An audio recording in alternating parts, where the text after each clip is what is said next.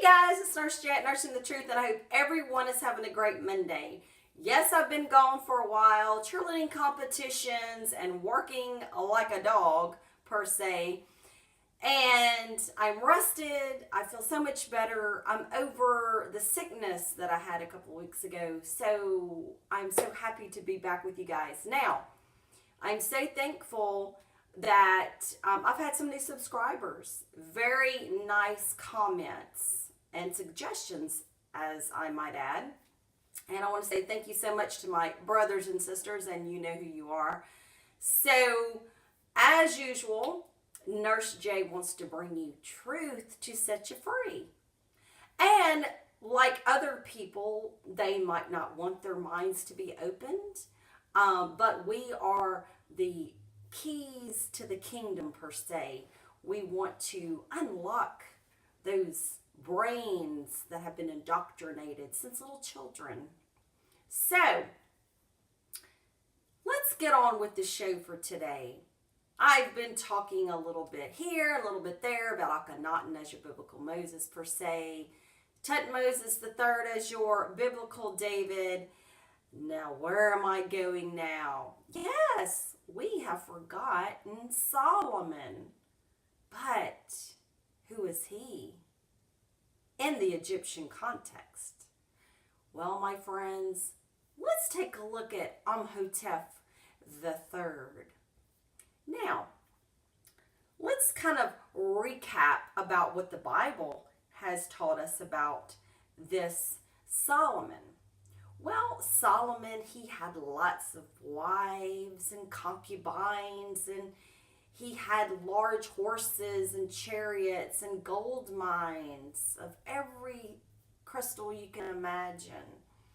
Lots of servants, and he built the house of the Lord.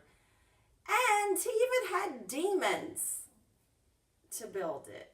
I believe 72, if I'm not mistaken. And he had a ring. And he dabbled into stuff. And he built different gods to his different wives of different nations.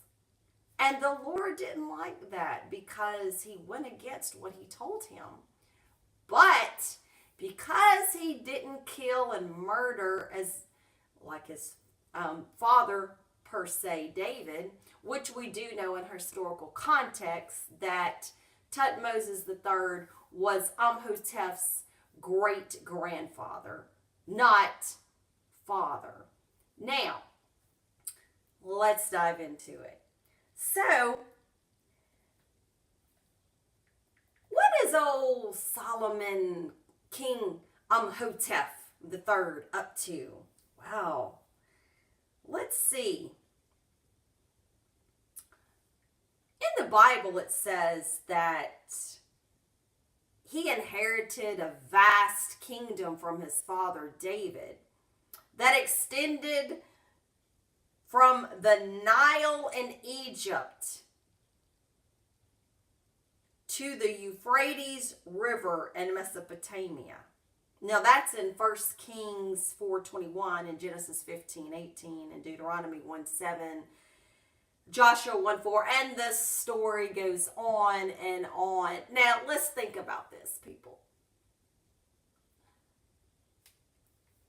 This King David that reigned in 1000 BCE, that the archaeologist Israel Finkelstein that lives over there in Canaan, Philistine today, because I'm not calling it Israel. I might slip up, but I'm trying to convert back to the real historical attributes. You have to, can't blame me on that. So, let's think about this really quickly. If he took the Nile to the Euphrates, where Mesopotamia is, and he ruled in 1000 BCE, do you really think that the Egyptians would let him take the Nile?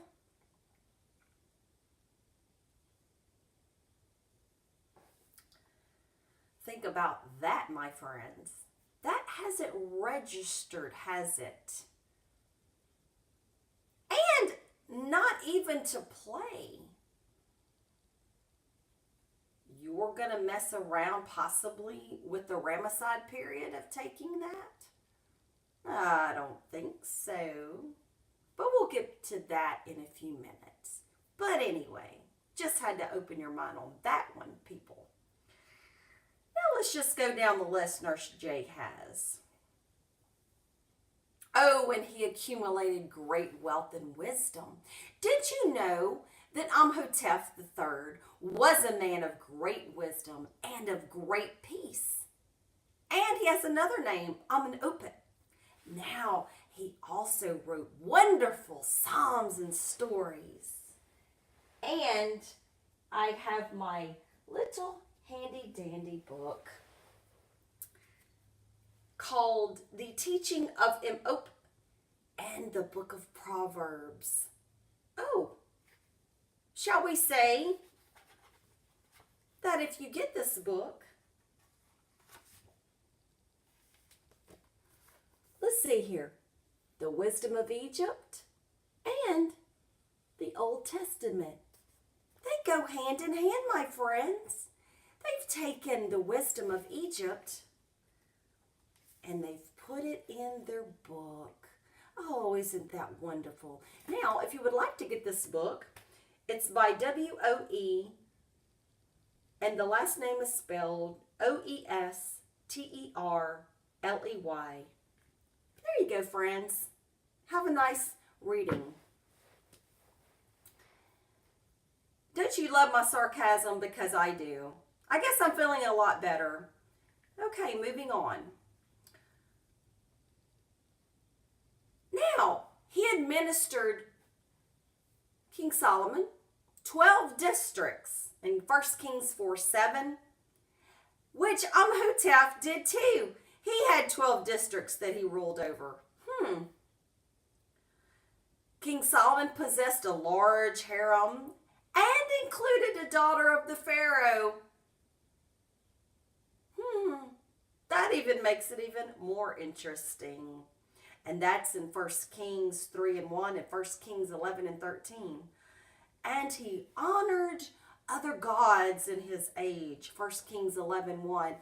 And that is true, my friends. Did you know Amenhotep III had a Mitanni brother-in-law?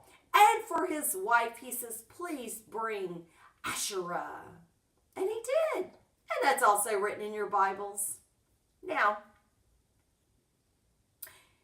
he also devoted large building projects.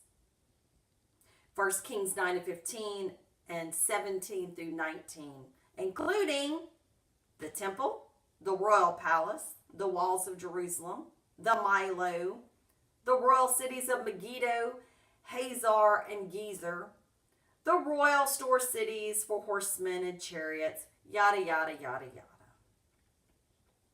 Now, King Amenhotep III had numerous building projects and temples. Oh, and did you know that he also had built the Colossi of Memnon? It's these two big statue men sitting on thrones that were put before his temple of Amenhotep.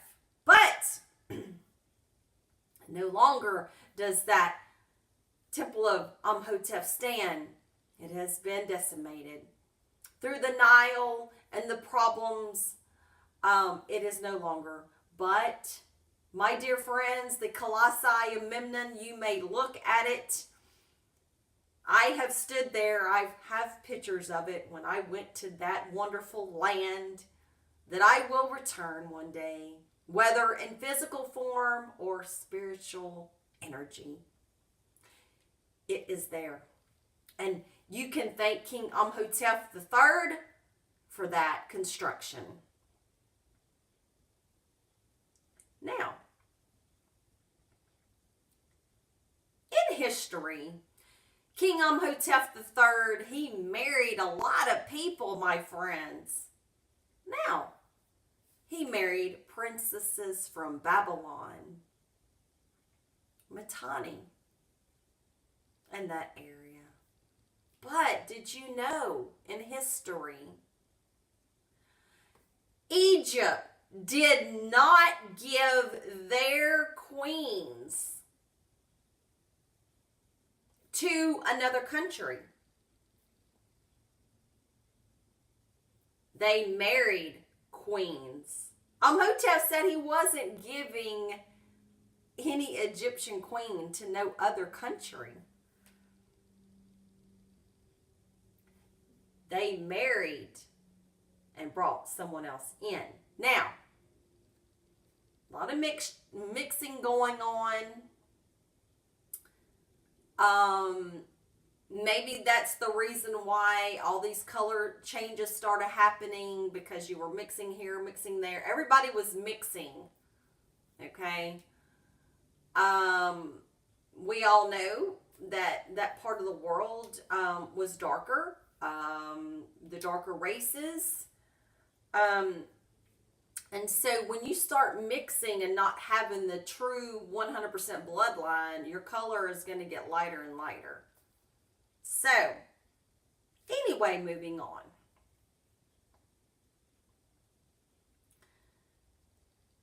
Now, what is funny as well is Israel Finkelstein, the wonderful archaeologist, and you have to go get the book called The Bible Unearthed.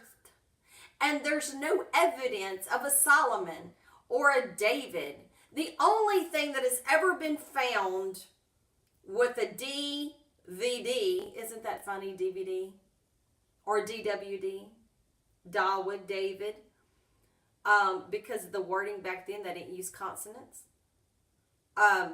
So there's a little brick. You can also find this on the internet. A little brick that has the 3 initials. So everybody's going crazy. Oh, the house of David. Well, you can also substitute the D for a T. All right? And the V for a W. And you get Tutmosis. So, anyway, just thought that I'd give you that little tidbit. Now, they've also found archaeological evidence at the Temple Mount of Amenhotep III. You know, he's supposed to have built the temple to the Israel God, remember? Now, how is that you have Amenhotep III? And that was all of Egypt's vassal state. And yes, you did have Egyptians living there, people. And you did have Philistines. And they all mixed and mingled and married. And they found something of Amenhotep III excavating at the Temple Mount. What is the secret why they don't want Egypt to resurrect? Because if they did and they told truth, then the whole shebang would become tumbling down, wouldn't it? I wonder what that would do to the Muslim world.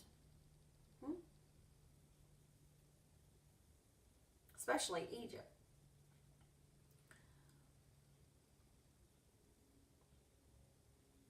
Now, let's also look at this.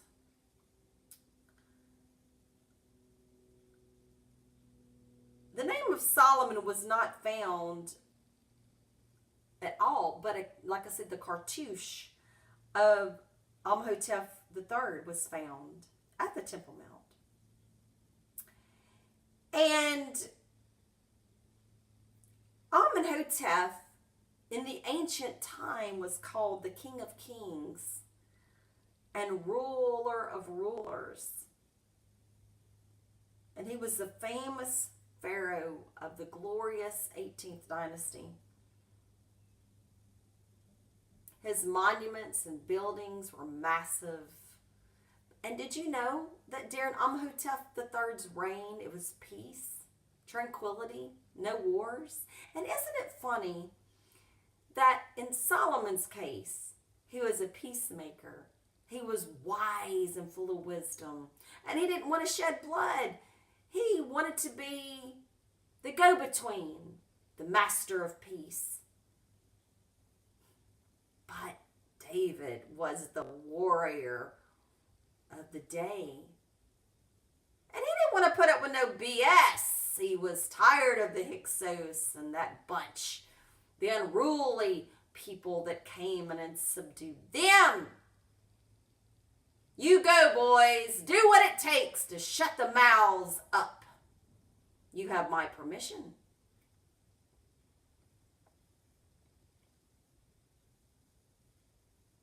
The entire reign of Amenhotep III was devoted to the construction throughout Egypt. Canaan and Syria, my friends. Where's Canaan? I believe that's Philistia, the modern day Israel.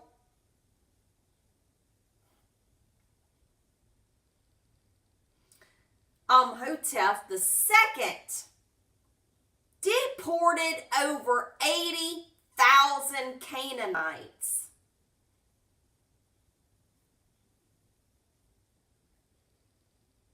And the Canaanite inhabitants of Gezer were specifically included in this deportation.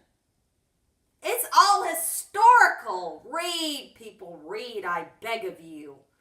And you will find the cracks in this crevice that will come tumbling down.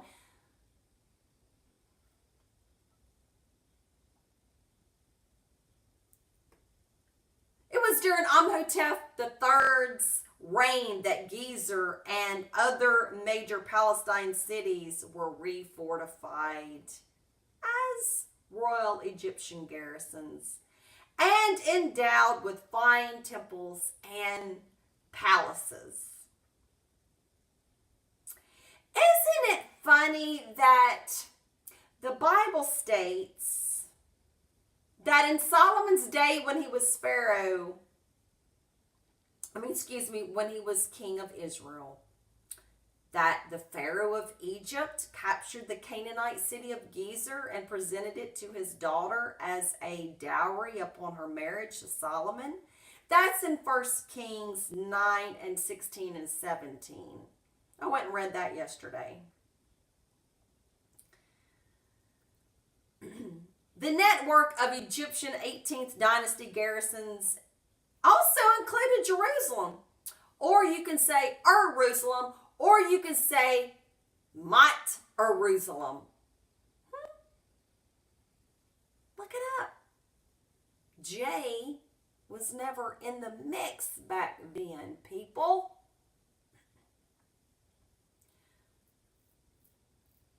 If construction by Amenhotep III at Gezer, Hazar, Megiddo, and other garrison cities is any indication, then a magnificent temple undoubtedly built by Amenhotep on Jerusalem's Temple Mount. People, I will bet you my nursing license, all the 23 years of nursing, and I bet you what is on top of that Temple Mount, the Muslim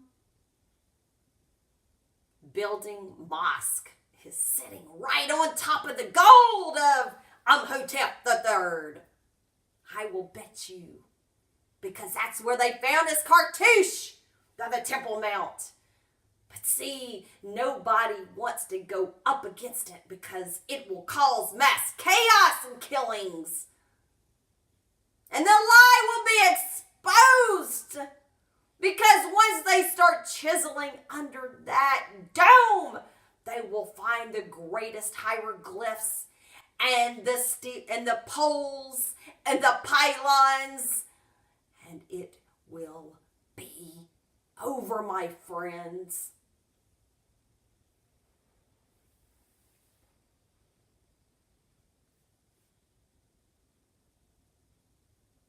It will cause a civil war. And they know it.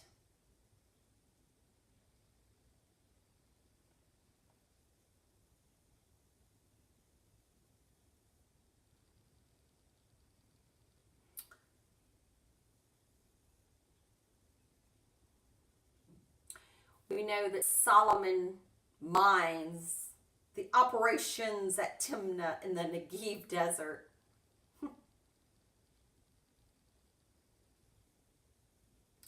Once again, dating at the time of Amenhotep III, copper, gold from Sudan, and other precious metals and jewels were in great abundance in Amenhotep's temples, just as they were in Solomon's. And there's a stele from Amenhotep's mortuary temple that boasts that the temple was embellished with gold throughout its floor, shining with silver. The royal statues of granite and quartzite and precious stones in the list of materials used in another temple built by him is also staggering. 3.25 tons of electrum, that is an alloy of silver and gold, and 2.5 tons of gold and 944 tons of copper.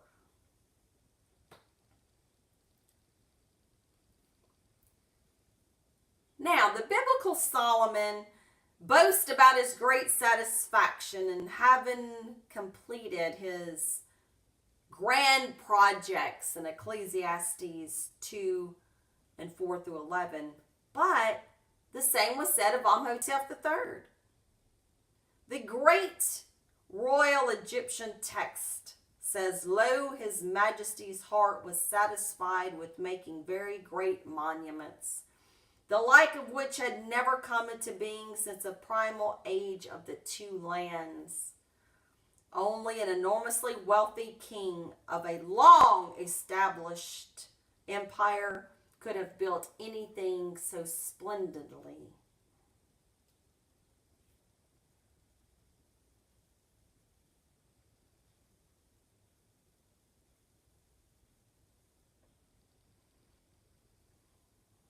The court of Amenhotep III was a very liberal court and reflected every possible excess of wining and dining, affluent eroticism, and art.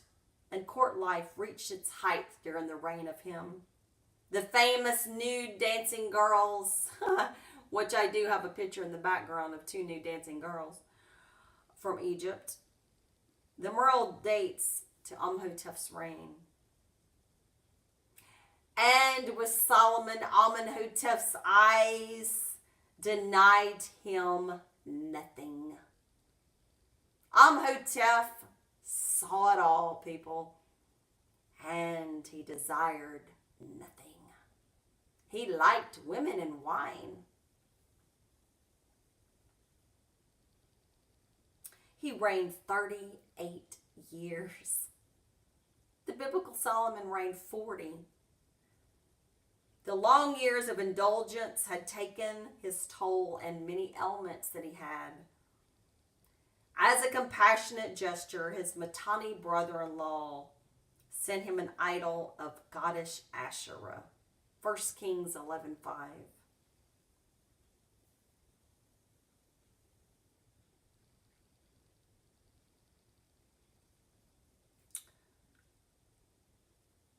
The inescapable conclusion is that the story of Solomon was patterned specifically after the life of Amenhotep III. The name Solomon itself means peace or safety. Points out to Amenhotep III, whose long and pervasive reign did not include military campaigns, but was characterized as unprecedented stability throughout the Near East. And after the Egyptian 18th dynasty, the region between the two great rivers was not controlled by a single power again until the Assyrian Empire of Ashurbanipal, which was the grandson of Sennacherib, who invaded Egypt and pillaged Thebes in the 7th century, and the 6th century empire of Cyrus, who was also conquered Egypt and made it a Persian province. There is no evidence of any empire at any time controlling the region whose capital was Jerusalem.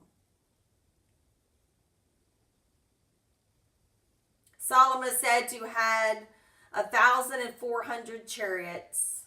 This represents an army by ancient standards, and one which could have been amassed over a long period of time. Yet we are told that only 5 years after the great King Solomon's death, the Egyptian Pharaoh Shishak and his allies invaded Judah and captured its fortified cities with little or no military resistance in 2 Chronicles 12. The Bible also adds that Jerusalem itself was spared only after delivering up the entirety of King Solomon's accumulated wealth to Shishak. So, my friends, don't you love it when they take a historical character and they put it behind a fake name and they dress it up very nicely? But you see, Amenhotep in the reign of the 18th dynasty was way hundreds of years before Shishak, or the real Shishak #1, by about 500 to 600 years.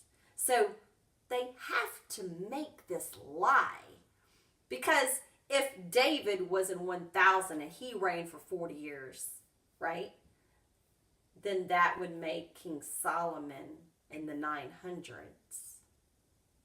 Oh, it was so befitting for King Shishak. This really the Shishak one. You see how they had to play it to make it look like something? I'm tired of the lies, my friends. My brothers and sisters, you know who you are, and I talk to you straight. I give it forward to you. If you do not like what I say, don't watch me. Because I'm all about this right here. I'm sorry. You may not like that. But I don't really care. I'm all about telling the truth about this right here. Because it was the greatest at one time. They had to make it look like the most evil empire in the world, when really, in all actuality, they were the most spiritual people, loving the prime, the all, and one with nature, and being kind to nature. And we, my friends, have lost that spirituality that these people gave to us. And I'm going to let you see another book that you need to buy. Let's see.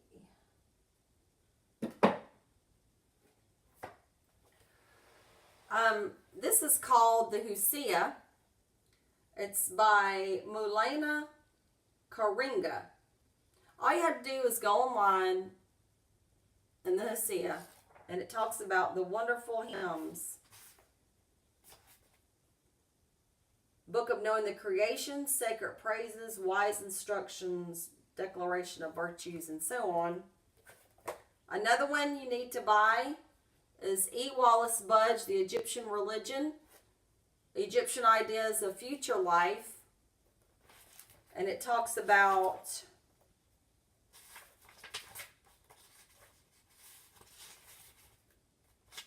me get to the part.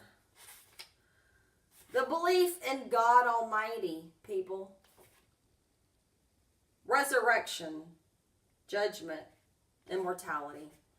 So my friends, what we go to church for, or I don't any longer, but, oh, let me get this one. So what we've went to church for, and the belief in a God,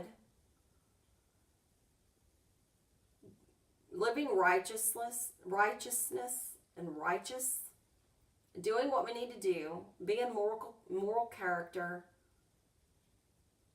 asking for forgiveness and give us in a clean, pure heart, dying and going to another life, was given to us by these people. Now you cannot say that these people were evil or demonic, because what they have given us, this has went down through the millennia to us.